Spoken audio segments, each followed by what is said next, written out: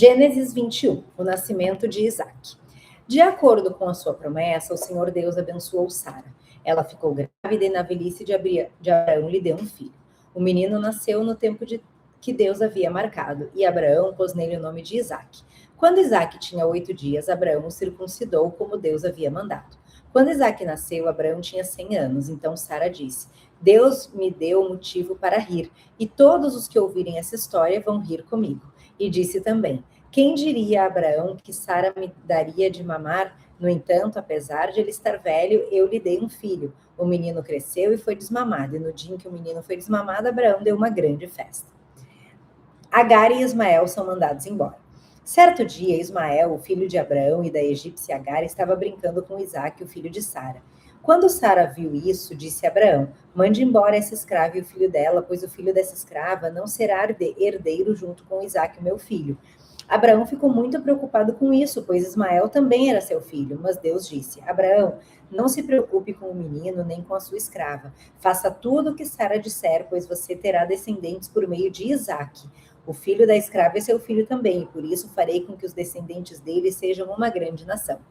No dia seguinte, Abraão se levantou de madrugada e deu para Agar comida e um odre cheio de água. Pôs o menino nos ombros dela e mandou que fosse embora. E Agar foi embora andando e sem direção pelo deserto de Berseba.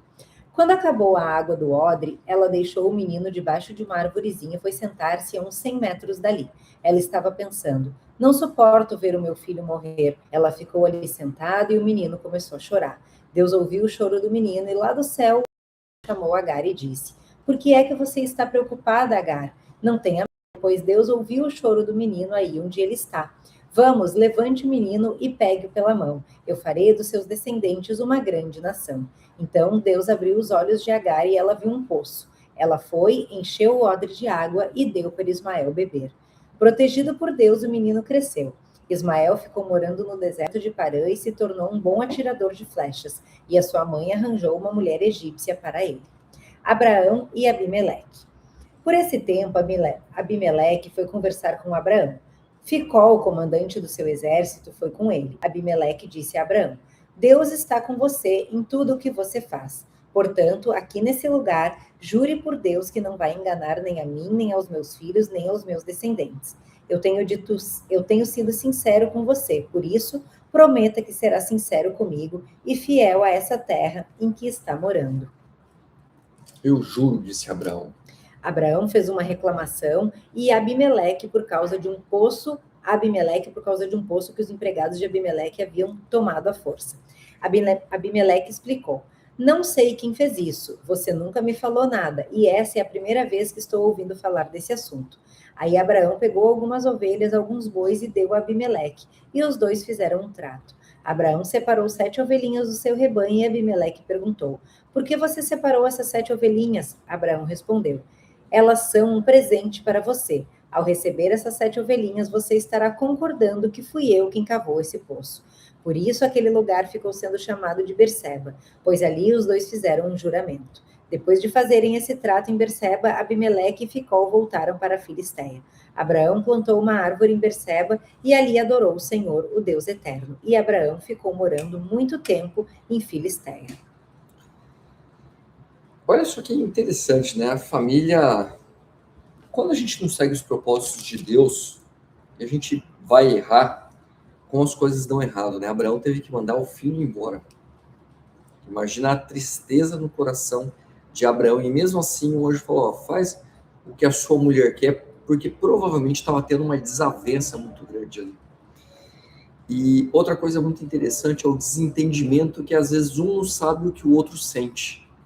E esse desentendimento ele pode ficar no coração. O que a gente pode aprender com isso? A gente pode aprender com Abraão. Abraão não errou, Abraão entendeu a pegada e ainda assim, Abraão, no desentendimento do outro, Abraão ainda presenteou o outro e libertou isso do seu coração. Quantos de nós a gente carrega um desentendimento, carrega uma mágoa e somos tão orgulhosos que a gente diz o seguinte: eu nunca vou perdoar esse cara por causa disso. Só que olha que interessante, você não perdoar o outro por algo que o outro fez a você, às vezes o outro não sabe o que ele fez a você.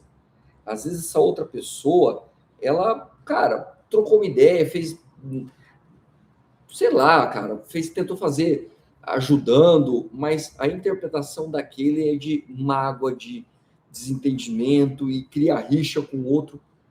E essa pessoa ela vai crescendo em amargura, ela carrega isso com ela, e o outro tá nem aí, tá de férias, tá com a família, tá brincando. Então, assim, quando você perdoa alguém, você não tá perdoando a pessoa por ela. Você tá perdoando a pessoa por você mesmo. Porque, na verdade, quando você perdoa, essa mágoa dentro do seu coração, quando você perdoa de verdade, ela se desfaz. Você não lembra mais, não faz diferença. É algo que passou e você não vive mais com isso. Porque, assim, eu fico pensando, né? Às vezes eu vou em algum lugar, numa festa de família, ou numa festa com amigos, ou qualquer coisa do tipo, e sempre tem um que está em desavença com o outro. O cara que está em desavença fica com a cara emburrada por causa do outro. Ele fala assim, não, aquele outro lá me fez isso, e esse cara fica emburrado a noite inteira. O outro que não sabe de nada, curte a festa, que não está devendo, fica feliz. O cara aí deixa o outro mais bravo ainda, porque o outro acha que ele está com desdém. Então, assim, quando você perdoa, você não perdoa pelo outro, você perdoa por você mesmo. E Abraão faz isso com excelência. Mateus 21. Eu convido você, então, a aprender a perdoar, o que inicialmente é um gesto. Perdoar e confiar, porque Abraão também confiou, porque ele também certeza mandou o filho dele embora e confiou em Deus, que disse que a descendência dele viria por meio de Isaac e não de Ismael. É isso aí. Então ele confiou, porque mandar um filho embora de casa... mas nesse sentido ele confiou em Deus. Ele confiou em Deus, pode confiar sempre. Naquele outro sentido do poço, ele perdoa. Estava falando de pessoa, interpessoa. Mas quando você perdoa uma pessoa, é confiar em Deus. Porque assim, Deus diz, né? Deixa o julgamento para mim. Não fica